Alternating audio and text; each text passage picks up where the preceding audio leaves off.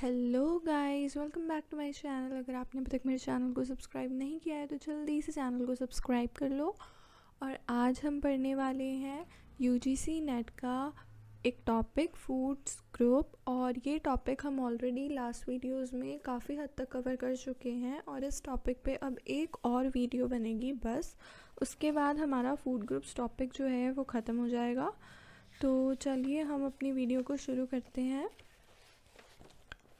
ये basically food and nutrition का topic है, जो फूड ग्रुप्स टॉपिक है, तो आप कंफ्यूज मत होइएगा। और ये होम साइंस सब्जेक्ट का टॉपिक है। एक मिनट में आपको बता देती हूँ कि हमने लास्ट वाली क्लासेस में क्या क्या पढ़ा है, ताकि आपको सब पता चल जाए। Wait a second.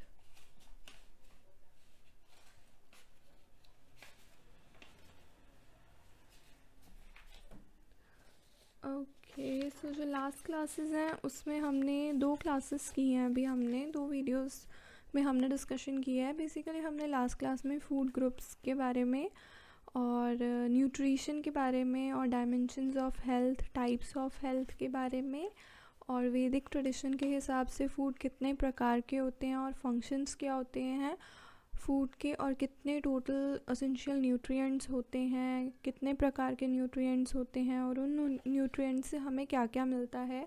Energy giving, body building, regulation, maintenance of health के लिए कौन कौन से न्यूट्रिएंट्स इंपॉर्टेंट होते हैं, कौन कौन सा फूड हमें खाना चाहिए। उसके बाद हमने फूड ग्रुप्स का क्लासिफिकेशन भी लास्ट वीडियो में हम कवर कर चुके हैं कि फूड ग्रुप्स कितने प्रकार के होते हैं, टाइप्स के होते हैं और उनमें क्या क्या जो न्यूट्रिएंट्स हैं वो किस तरीके से कौन कौन से फूड्स में डिवाइडेड हैं। उसके बाद हमने क्लासिफिकेशन किया है फूड का on the basis of source, कितने प्रकार के सोर्सेज होते हैं, कितने टाइप्स ऑफ सोर्सेज होते हैं जिनसे हमें खाना मिलता है। एंड उसके बाद हमने देखा है कि कौन कौन से खाने में कौन कौन से न्यूट्रिएंट्स पाए जाते हैं। इतना हमने अभी तक हमारी वीडियोस में कवर किया है। उसके बाद हम अब आज जो है वो नया टॉपिक कवर करेंगे। तो चलिए वीडियो को हम अब शुरू कर लेते हैं। आज हम पढ़ेंगे मिल्क प्रोडक्ट्स कितने प्रकार के होते हैं। तो मिल्क प्रोडक्ट्स जो होते हैं वो 2 टाइप्स के होते हैं। एक हमारे पास फर्मेंटेड मिल्क प्रोडक्ट्स होते हैं और एक नॉन फर्मेंटेड मिल्क प्रोडक्ट्स होते हैं।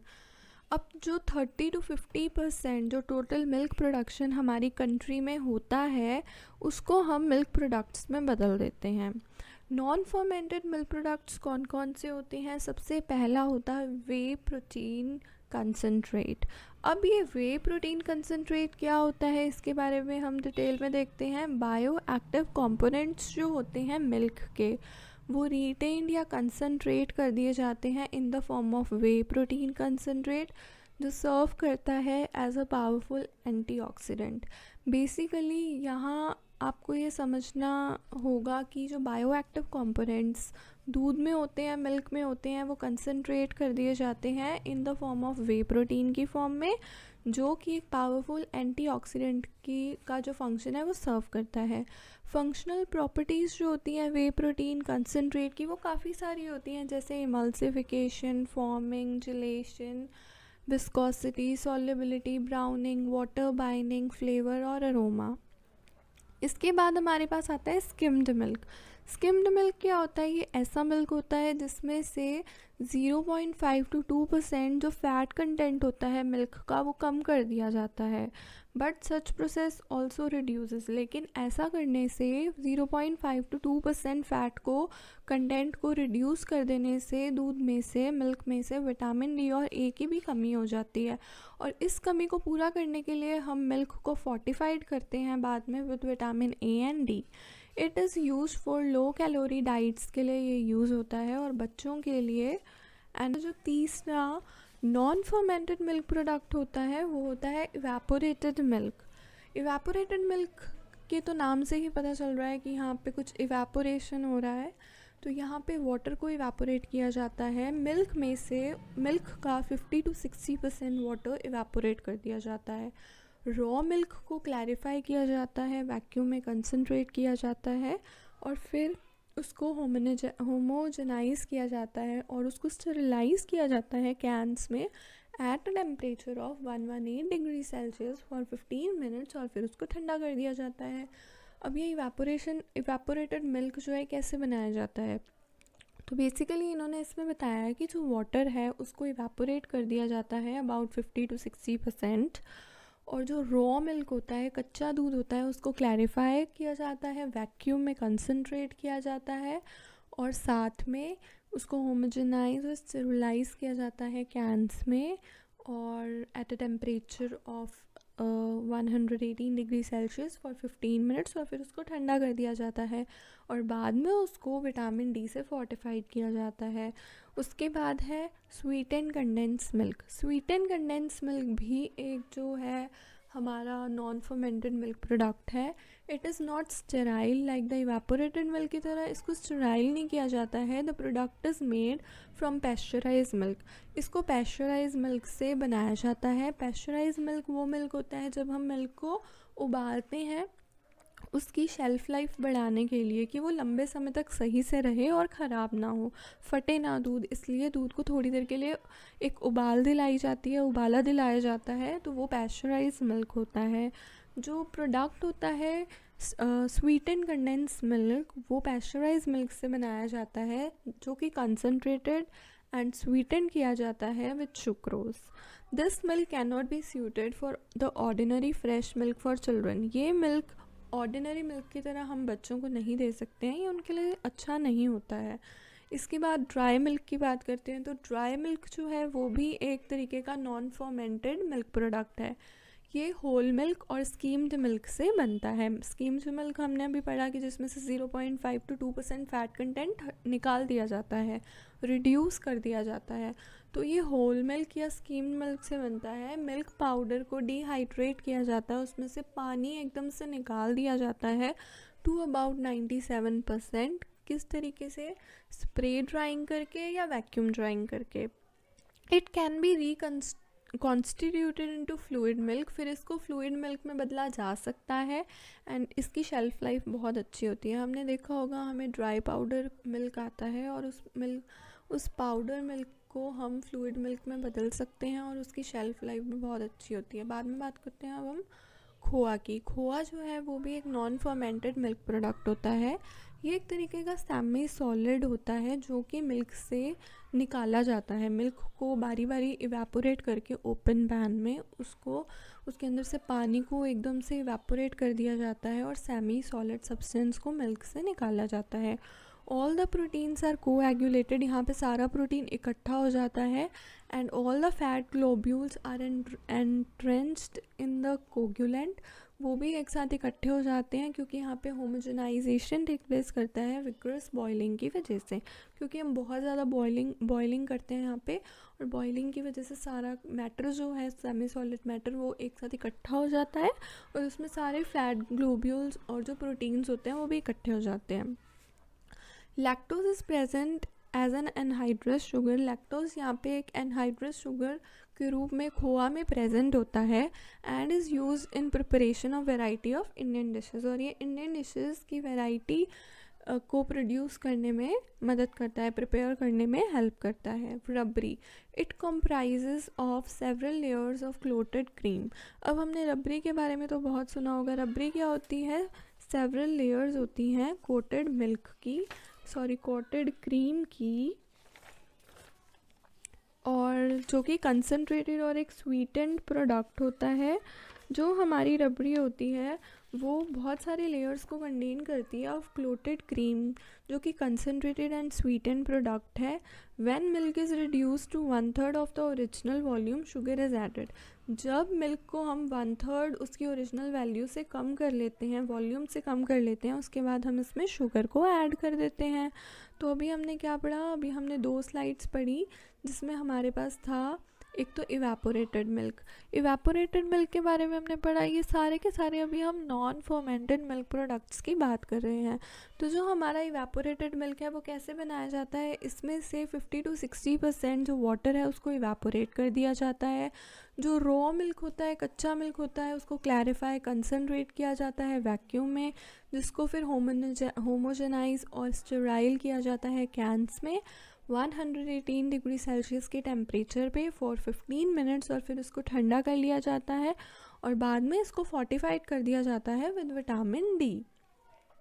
उसके बाद स्वीट एंड कंडेंस मिल्क देखा, जिसको कि स्टेराइल नहीं किया जाता है लाइक एवेपोरेटेड मिल्क, लेकिन उसको पैस्चराइज मिल्क से बनाया जाता है जो कि कंसनट्रेटेड एंड स्वीटन किया जाता है बाद में सुक्रोज के साथ। और जो मिल्क है वो ऑर्डिनरी फ्रेश मिल्क के रूप में हम बच्चों को नहीं दे सकते हैं। उसके बाद ड्राई मिल्क की बात करते हैं तो ये होल मिल्क या स्कीम मिल्क से बनता है और इसमें हम 97% स्प्रे ड्राइंग या वैक्यूम ड्राइंग से इसका पानी जो होता है मिल्क का उसको इवेपोरेट कर देते हैं, डिहाइड्रेट कर देते हैं मिल्क को, एंड ये फ्लूइड मिल्क में कन्वर्ट किया जा सकता है और इसकी शेल्फ़ लाइफ बहुत अच्छी होती है। उसके बाद खोआ की बात की तो खोआ एक सेमी सॉलिड सब्सटेंस होता है जिसमें दूध को बारी बारी उबाल करके ओपन बैंड्स में हमें वो सेमी सॉलिड सब्सटेंस मिलता है और इसमें सारे प्रोटीन्स इकट्ठे हो जाते हैं, फ्लैट ग्लोब्यूल्स भी इकट्ठे हो जाते हैं क्योंकि यहाँ पे होमोजेनाइजेशन टेक प्लेस करता है विग्रस बॉइलिंग की वजह से। लैक्टोज जो खोआ होता है उसमें प्रेजेंट होता है एक एनहाइड्रस शुगर के रूप में, एंड वो वैरायटी ऑफ इंडियन डिशेस के प्रिपरेशन के लिए भी बहुत ज़्यादा यूज़ होता है। रबड़ी क्या होती है, वो एक several layers of clotted cream होती है जो कंसनट्रेटेड और स्वीटेंड प्रोडक्ट है। और जो मिल्क होता है, मिल्क की यहाँ पे 1/3 वॉल्यूम जो होती है ओरिजिनल वॉल्यूम कम कर दी जाती है ओरिजिनल वॉल्यूम से और इसमें शुगर ऐड कर दी जाती है। उसके बाद छेना, छेना भी नाम आपने सुना होगा।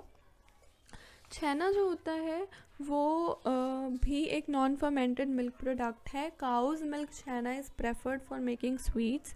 जो काऊ मिल्क का छेना होता है वो स्वीट्स बनाने के लिए प्रेफर किया जाता है, मिठाइयाँ बनाने के लिए। कॉटेज जो चीज़ होती है, पनीर होती है, वो भी बनाया जाता है कर्ड को यूज़ करके फॉर कर्डलिंग। जो चीज़ और पनीर होता है वो तो दूध की कर्डलिंग करके दूध में थोड़ा सा नींबू या कर्ड ऐड करके फिर उसके अंदर रिएक्शंस टेक प्लेस करती हैं और हमारा चीज़ पनीर तैयार होता है। It is highly perishable and does not need further processing. ये पेरिशेबल होता है और इसको ज़्यादा प्रोसेसिंग की ज़रूरत भी नहीं पड़ती है। उसके बाद हमारे पास और जो आइसक्रीम है वो फ्रोज़न डेयरी प्रोडक्ट है और इन एडिशन टू इसमें मिल्क भी होता है, शुगर भी होती है, stabilisers, emulsifiers, flavouring materials, water, air सब इसमें प्रेजेंट होता है। अब हम स्टेबलाइज़र की बात करें तो ये जो आइस के अंदर क्रिस्टल्स बन जाते हैं उनको रोकता है बनने से at the time of freezing और ड्यूरिंग फ्रीजिंग के टाइम पे। जब हम जमाते हैं आइसक्रीम तो उसके अंदर आइस क्रिस्टल्स बनते हैं अगर हम स्टेबलाइज़र्स ऐड नहीं करते हैं तो।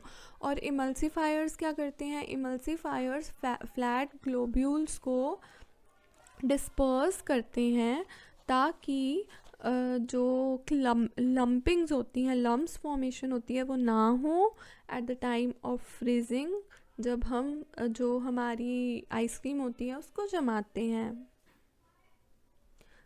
हम लास्ट वीडियो देख लेते हैं। हमने ड्राई मिल्क की बात की, खोआ की बात की, रबड़ी की बात की, उसके बाद हमने छेना की बात की। तो छेना क्या होता है, काऊ मिल्क का जो छेना होता है वो बहुत ज़्यादा प्रेफर किया जाता है स्वीट्स के लिए। जो कॉटेज चीज़ या पनीर होती है वो कर्ड को कडलिंग करके मिल्क में यूज़ किया जाता है एंड हाईली पेरिशेबल होता है और इसमें फर्दर प्रोसेसिंग की भी ज़रूरत नहीं पड़ती है।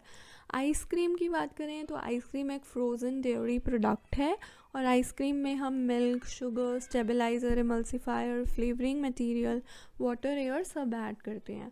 और स्टेबलाइज़र्स आइस क्रिस्टल नहीं फॉर्म होने देते हैं और इमल्सीफायर्स फ्लैट ग्लोब्यूल्स को डिस्पर्स करने में मदद करते हैं ताकि लम्प्स फॉर्म ना हो।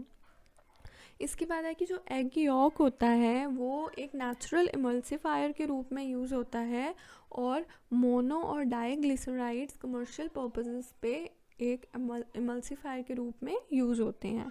फिर हमारे पास आता है टोन्ड मिल्क। टोन्ड मिल्क क्या होता है, टोन्ड मिल्क प्रिपेयर होता है by mixing reconstituted from skim milk powder को यूज़ करके विद बफेलो मिल्क के साथ में स्किम मिल्क पाउडर को यूज़ करके जो बफेलो मिल्क होता है वो कंटेन करता है 7% फ़ैट। इन दोनों को यूज़ करके हम टोन्ड मिल्क बनाते हैं। जो फ़ैट कंटेंट होता है टोन्ड मिल्क का वो हमेशा 30% से कम होना चाहिए और SNF 8.5% से कम होना चाहिए। स्टेरिलाइज मिल्क क्या होते हैं? Milk is sterilise in bottle, bottle के अंदर ही मिल्क को स्टेरिलाइज कर लिया जाता है कंटिन्यूस, उसको हीट कर करके at temperature of 115 degree Celsius for 15 minutes to ensure कि सारे माइक्रो ऑर्गेनिजम्स का डिस्ट्रक्शन हो जाए। Such milk is sold only in the container, ऐसे मिल्क को कंटेनर्स में ही सोल्ड किया जाता है जिसमें हम उसको स्टेरिलाइज करते हैं। इसके बाद हमारे पास आ जाता है ultra high temperature processed milk, जिसको हम UHT भी बोलते हैं। ये सच प्रोसेसिंग इन्वॉल्व, ऐसी प्रोसेसिंग इन्वॉल्व करती है कि हम हीट करते हैं मिल्क को at a temperature higher than जो हम टेम्परेचर पैस्चराइजेशन या बॉइलिंग के लिए यूज़ करते हैं, उससे ज़्यादा टेम्परेचर हम ultra high temperature process milk के लिए यूज़ करते हैं। 138 degree Celsius to 150 degree Celsius temperature हम यूज़ करते हैं। 2 से 3 सेकंड तक ही हम ये टेम्परेचर यूज़ करते हैं और स्टेराइल कंडीशंस के अंदर ही हम जो दूध है उसको गर्म करते हैं और फिर उसको पैक कर लिया जाता है पैस्चराइज कंटेनर्स में, जो एस्थेटिकली फिर उनको सील कर दिया जाता है। Such milk has a cooked flavour, ऐसे मिल्क का कुक्ड फ्लेवर होता है क्योंकि इसमें डीनेचुरेशन टेक प्लेस करती है वे प्रोटीन बीटा लैक्टोग्लोबुलिन की। हाइड्रोजन परऑक्साइड में भी यूज्ड, हाइड्रोजन परऑक्साइड को हम यूज़ करते हैं स्टेरिलाइज करने के लिए मिल्क पैकेजिंग मटेरियल्स को। क्रीम की बात हम कर लेते हैं।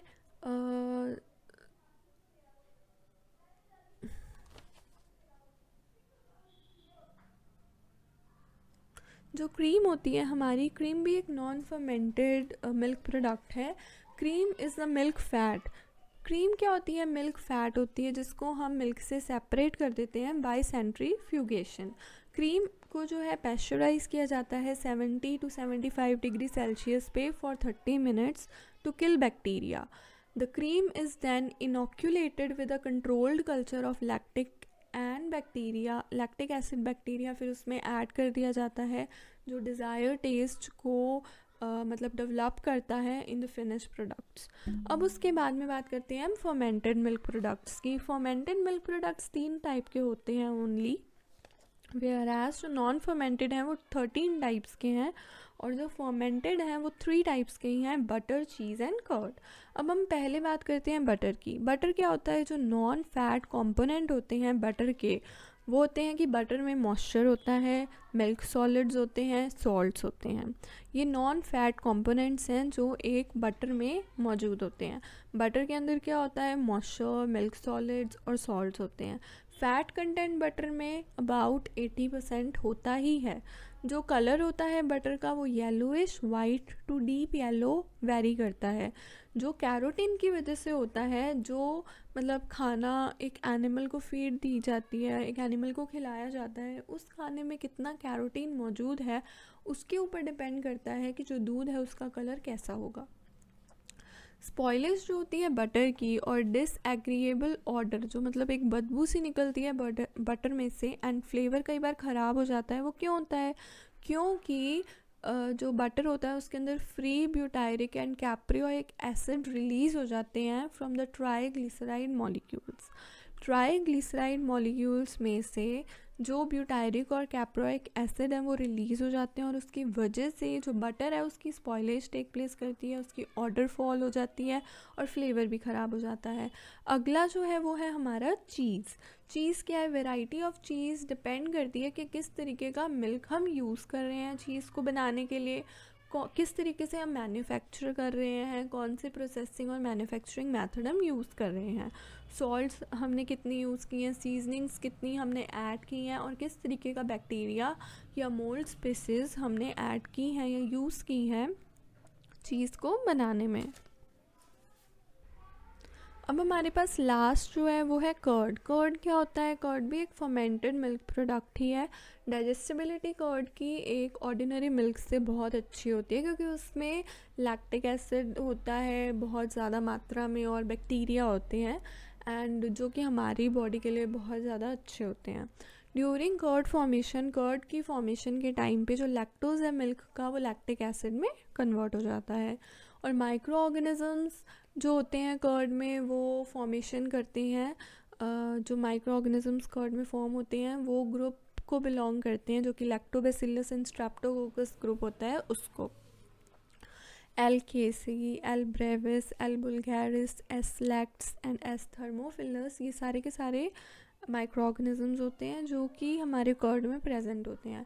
योगर्ट भी एक तरीके की वैरायटी होती है कर्ड की जिसमें होल, लो फैट या स्कीम मिल्क को हम यूज़ कर सकते हैं। Non fat dry milk solids को भी हम इसमें ऐड कर सकते हैं। सो गाइस, वीडियो अच्छी लगी तो वीडियो को लाइक करना, शेयर करना ना भूलेगा, चैनल को सब्सक्राइब करना ना भूलेगा, बेल नोटिफिकेशन को दबाना ना भूलेगा। और नेक्स्ट वीडियो में हम जो बचा हुआ पार्ट है इसका, जिसमें हमने पैस्चराइजेशन ऑफ मिल्क समझना है कि क्या होता है, क्या उसके ऑब्जेक्टिव्स होते हैं, क्या मेथड और प्रोसेसिंग होती है, उसको डिस्कस कर लेंगे। और उसके बाद हमारा फूड ग्रुप्स का टॉपिक जो है वो फिनिश हो जाएगा।